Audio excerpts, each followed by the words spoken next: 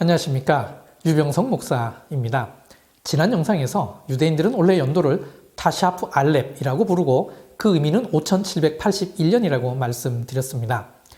그렇다면 타샤프 알렙이 정말 이 숫자를 의미할까요? 그건 아닙니다. 실제로는 781이라는 숫자입니다. 이런 식으로 숫자를 표기하는 것을 게마트리아라고 합니다. 사실 이 게마트리아는 아라비아 숫자가 나오기 이전에 히브리어, 헬라어에서 사용하던 숫자 표기 방법입니다. 우리가 알고 있는 로마 숫자는 게마트리아와 아라비아 숫자의 중간쯤 되는 것이라고 보시면 됩니다. 게마트리아란 한마디로 알파벳 순서가 곧 숫자로 사용되는 것을 말합니다. 한글을 예를 들면 쉽게 이해하실 수 있습니다. 기역은 1, 니은은 2, 디귿은 3 이렇게 알파벳이 순서대로 숫자를 의미하는 것입니다. 10번째 알파벳은 10을 의미합니다. 11번째는 20, 12번째는 30 이런 식으로 커지는 것이죠. 히브리어는 22개의 알파벳이 있습니다. 그래서 타샤프 알렙은 400 더하기 300 더하기 80 더하기 1 이렇게 해서 781을 의미합니다. 5781년에서 5000은 생략하고 나머지만 표기해서 이번 연도를 타샤프 알렙이라고 합니다. 그런데 놀랍게도 이 게마트리아가 신약 성경에도 사용되었습니다. 그 대표적인 게 마태복음의 예수님 족보를 14대씩 나누어 놓은 것입니다.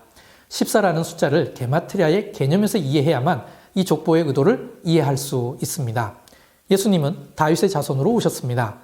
그런데 다윗을 히브리어로 표기하면 알파벳 순서로 네 번째, 여섯 번째, 네 번째 글자입니다. 다윗 이름의 게마트리아 총합은 그래서 14입니다. 예수님은 다윗의 자손으로 오셨다는 것을 드러내기 위해 14대씩 나누어 놓은 것입니다. 그리고 또 놀라운 게마트리아가 하나 더 있습니다. 요한복음 21장 11절에 베드로가 예수님의 말씀에 따라 배 오른편에 그물을 내려 잡은 물고기가 153마리였습니다. 왜 하필이면 153마리일까요? 이것도 게마트리아로 이해하면 요한복음 21장이 전체적으로 이해가 됩니다. 히브리어로 하나님의 자녀들은 브네이 하 엘로힘입니다. 그런데 이게 게마트리아로 표기한 후 숫자를 더하면 153이 됩니다. 다시 말해 베드로는 하나님의 자녀들을 모은 것입니다. 그렇다면 자연스럽게 그 다음 예수님의 대화가 이해됩니다. 내 어린 양을 먹이라, 내 양을 치라, 내 양을 먹이라는 말씀과 함께 베드로를 처음 부르실 때 하셨던 사람 낚는 어부가 되게 하리라는 약속을 이루어 주신 것입니다. 당연히 예수님 당시 때에는 아직 아라비아 숫자가 없었기 때문에 숫자와 관련해서는 이미 구약시대 때부터 사용해 오던 게마트리아라는 개념을 통해 표현할 수밖에 없었습니다. 그러니 신약을 이해하기 위해서도 오래된 유대인의 전승을 이해할 필요가 있는 것입니다. 현재 이스라엘에서는 성경 장절을 히브리어로 표현할 때는 항상 게마트리아로 표시합니다. 게마트리아는 과거의 것이 아니라 지금도 사용되고 있는 개념입니다.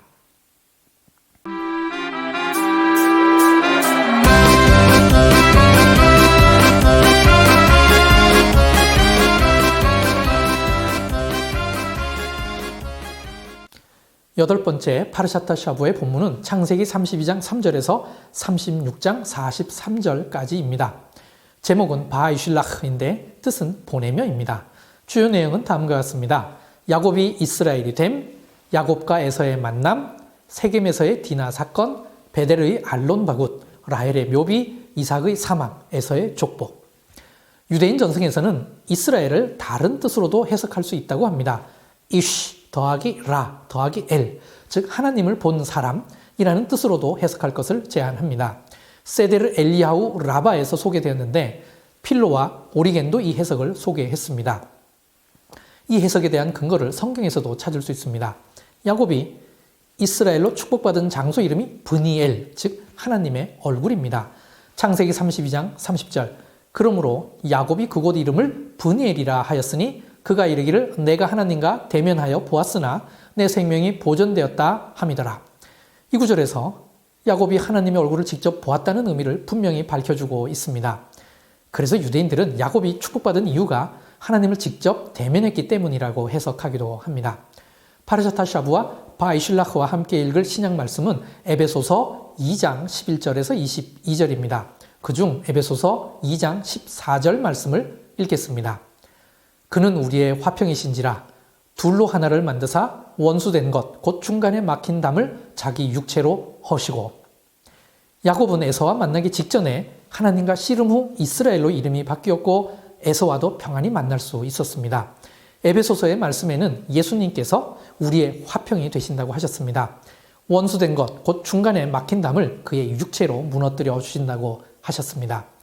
우리는 늘 무엇인가 막힌 담이 있어 화평하지 못할 때가 많이 있습니다. 이번 한 주간 우리를 막고 있는 막힌 담을 다 허시고 진정한 화평을 향해 나아가도록 노력합시다. 그래서 야곱처럼, 아니 이스라엘처럼 하나님을 제대로 대면할 수 있게 되기를 소망합니다. 감사합니다.